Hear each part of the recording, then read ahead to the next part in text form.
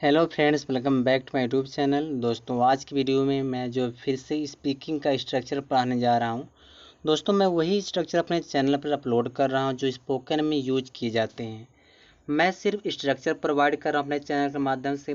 बाकी आप स्ट्रक्चर को नोट करिए और स्पीकिंग करने का प्रयास करिए। आप प्रैक्टिस करिए। जितने स्ट्रक्चर मैं आप लोगों को बता रहा हूं अपने चैनल के माध्यम से, आप उन स्ट्रक्चर को नोट डाउन करिए, उस पर प्रैक्टिस करिए, तभी आपको अंग्रेजी बोलने आएगा। मैं तो बस अपने चैनल पर वही स्ट्रक्चर प्रोवाइड कर रहा हूँ कि जो स्पीकिंग में यूज किए जाते हैं। कौन कौन से ऐसे स्ट्रक्चर होते हैं जो अंग्रेजी बोलने में लोग यूज करते हैं, तो मैं वही सारे स्ट्रक्चर ला रहा हूँ। बाकी दोस्तों, प्रैक्टिस तो आप ही करना पड़ेगा, ठीक है। तो चलिए देखते हैं अगला जो हमारा पहला जो स्ट्रक्चर यहाँ पे है मेक फॉल्स प्रोमिस। इसका मतलब क्या होता है? झूठे वादा करना। झूठे वादे करना, झूठा वादा करना। तो उसको हम क्या, इसके लिए क्या यूज करेंगे? Make false promise. देखो, सबसे पहले आपको लगाना है सब्जेक्ट। जैसा टेंस होगा दोस्तों वैसा हेल्पिंग वर्ब लगाना है।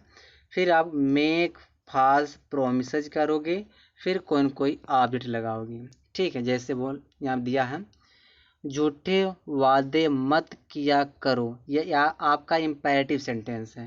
तो यहाँ क्या हो जाएगा? झूठे वादे मत किया करो। तो देखो यहाँ दिया है don't make false promises. Don't make false promises, झूठे वादा मत किया करो, ठीक है। आगे देखो, यहाँ आगे दिया है झूठे वादे करने से कोई फ़ायदा नहीं है। तो कोई फ़ायदा नहीं, तो क्या हो जाएगा? It's no use making false promises. It's no use पर मैं दोस्तों वीडियो बना चुका हूँ। इसका मतलब कोई फ़ायदा नहीं है।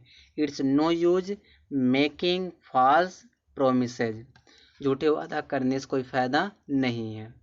फिर यहाँ दिया है तुम झूठे वादे क्यों करते हो। प्रेजेंट इंडेफिनिट टेंस है, तो क्या हो जाएगा? वाई लगाई, why do you make false promises, ठीक है। आगे देखते हैं आगे क्या दिया है। उसने झूठा वादा किया था, पास्ट इंडेफिनिट टेंस। तो ही, अब मेक का सेकेंड फॉर्म मेड हो जाएगी, ही मेड फॉल्स प्रोमिसेज। दूसरा मतलब अगला जो सेंटेंस है 5 वाला है, मैं तुमसे झूठे वादे नहीं करता हूँ। प्रेजेंट इंडेफिनिट टेंस का निगेटिव है, तो जाए I don't make false promises from you. तुमसे यानी कि फ्रॉम यू हो जाएगा। देखो आगे अगला जो स्ट्रक्चर है, अगला हमारा जो स्ट्रक्चर दोस्तों है वह है इन आ डायलमा। इसका मतलब होता है दुविधा में या सोच में, असमंजस में, ठीक है। यहाँ पे देखो दिया क्या दोस्तों, सबसे पहले आप लगाइए सब्जेक्ट। सब्जेक्ट बाद जैसा टेंस वैसा हेल्पिंग वर्ब लगाइए। उसके बाद पुट करिए या प्लेस करिए, फिर इन आ डायलमा वाला स्ट्रक्चर लगाइए। जैसे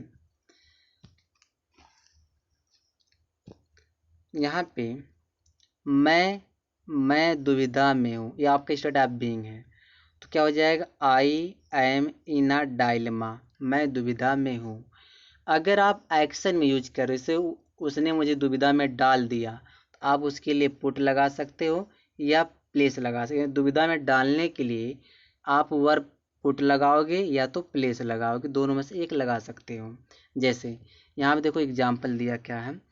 एग्जाम्पल यहाँ पे आपने मुझे दुविधा में डाल दिया है, या आपका प्रेजेंट परफेक्ट टेंस है, तो इसका क्या हो जाएगा अंग्रेजी? यू माने आपने, have placed me in a dilemma. You have placed me in a dilemma. इसी को दोस्तों आप इस तरह भी बोल सकते हो, यू हैव पुट, यानी कि प्लेस की जगह आप क्या लगा दो? Put me in a dilemma, आपने मुझे दुविधा में डाल दिया है, ठीक है। आगे देखते हैं आगे क्या दिया है।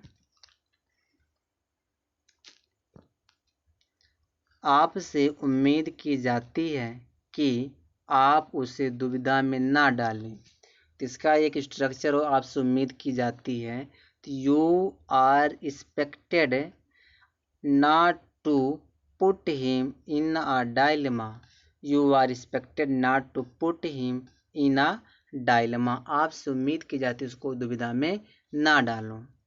ठीक है, चलिए आगे देखिए, आगे क्या दिया है, यहाँ दिया the root cause of the troubles, इसका मतलब होता है मुसीबत की जड़, मुसीबत की जड़। सबसे पहले आप सेंटेंस बोलिए, सेंटेंस के बाद आप लगाइए helping verb is am are was या वर, जैसा टेंस होगा आप वैसा हेल्पिंग वर्ब लगा सकते हैं टेंस के अकॉर्डिंग, और लास्ट में आप लगाइए the root cause of the troubles.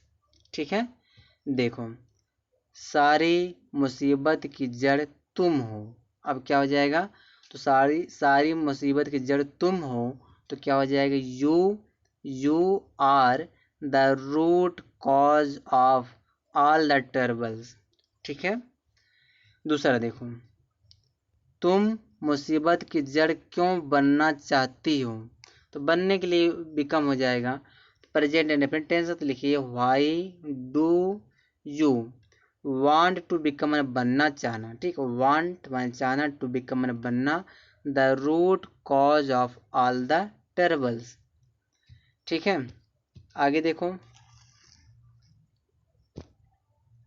मैं सारी मुसीबत का जड़ नहीं बनना चाहता हूँ, तो क्या हो जाएगा, I don't want to become the root cause of all troubles. ठीक है, यहाँ पे ऑल ट्रबल्स कर दो, ऑल द ट्रबल्स। फिर दिया यहाँ पे सारी मुसीबत का जड़ वह है, तो वह he is the root cause of all the troubles.